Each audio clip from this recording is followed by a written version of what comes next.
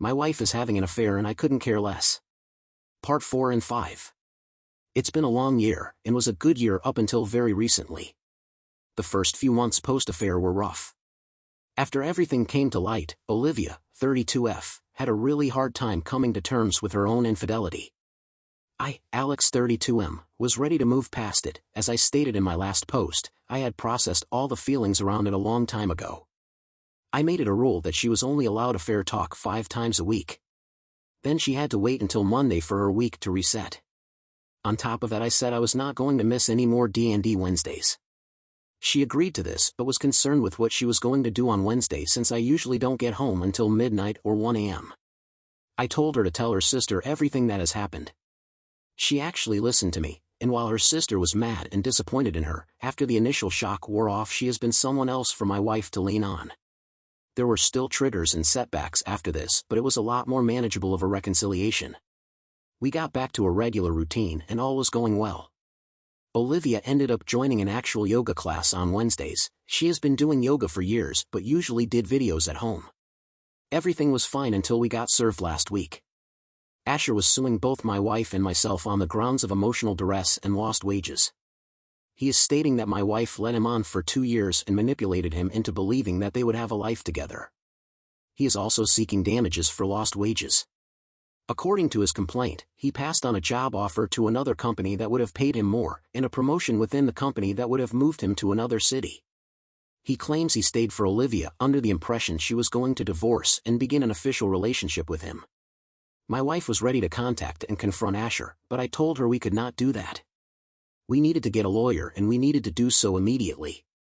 We hired Reed Bomer out of Milwaukee. He specializes in civil court cases. At our consultation he told us not to worry about this too much.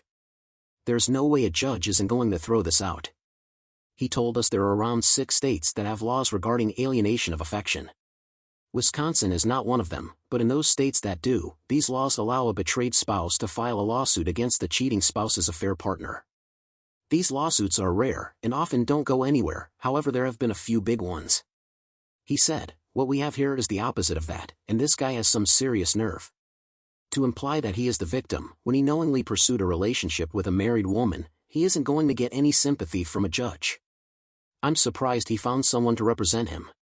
He would have an answer filed in regards to this complaint this week. After which he said he would file a motion to dismiss the case. Overall, the consultation has me feeling better. Our lawyer really makes it seem like this will probably be over before it even starts. I'm just a little on edge. I do not want this getting out. It's one thing for Cam to know, but that's about as far I want to include other people into our personal lives. I really just want to find Asher and kick the shit out of him. I won't, but I want to. Olivia has been a mess since we got served. Even after meeting with the lawyer, she doesn't seem to be any better. After a year of getting things back in order, this is the last thing we need.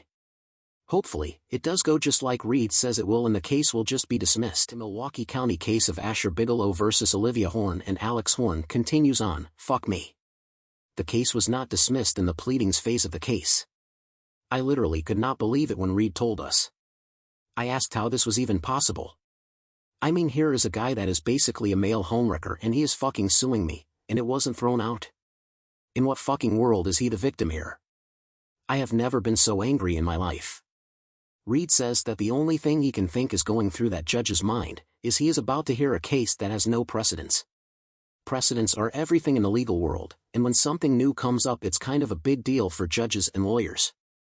Reed said since we brought this case to him he has been doing some research and he literally cannot find anything like it out there. He says if it's been brought before other judges they must have thrown it out. I asked, isn't that a precedent then? He explained, no, it's not officially a ruling. Those cases could have been thrown out for any number of reasons, like improperly filed paperwork. This case has all the T's crossed and the I's dotted. This is the kind of case that law school classes will study when they talk about frivolous or not. I am really trying not to take this out on Olivia. I can understand why she started the affair in the first place, and I made my peace with it a long time ago, but this has me so stressed out. I do not want to be known publicly for this. If this gets out I do not know what I will do. We entered into the discovery phase of the case.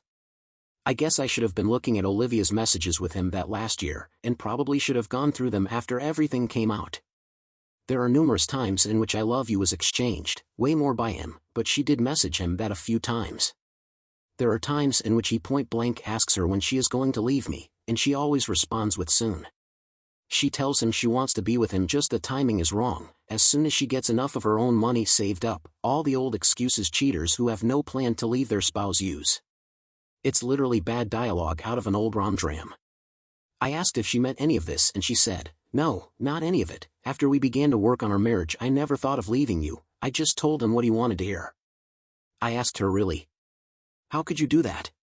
She told me, "He was just my drug of choice, and I wasn't done using yet." I told her if she gets asked in court, do not repeat that sentence. I believe her. I think she just liked what this guy provided and didn't want to give it up. But fuck if this hasn't put us in a bad spot. She is also on administrative leave pending an investigation. Her boss got subpoenaed for a deposition as he is one of the higher-ups, and Asher is claiming that Olivia used her position as his secretary to influence against Asher. It is such a mess. On top of that, I am stated as being complicit in her efforts to undermine his career and damage his mental state. Apparently he's citing the fact that I knew about the affair the whole time as me being in on it and encouraged her to lead him on and waste years of his life. The fucker recorded both our closure phone call and our talk outside of my house. I am so paranoid about the local media jumping on this case. The last thing I want is everyone I know to be aware of her affair, or my knowledge of it the whole time. I'm literally checking the news websites 10 times a day. I'm not sure I can keep living like this. I try to be a rock for Olivia as I know she is taking this really hard. She rightfully blames herself for the whole fiasco, but I still love her and hate to see her hurting this much. Hopefully we can reach some kind of settlement before ever ending up in actual court.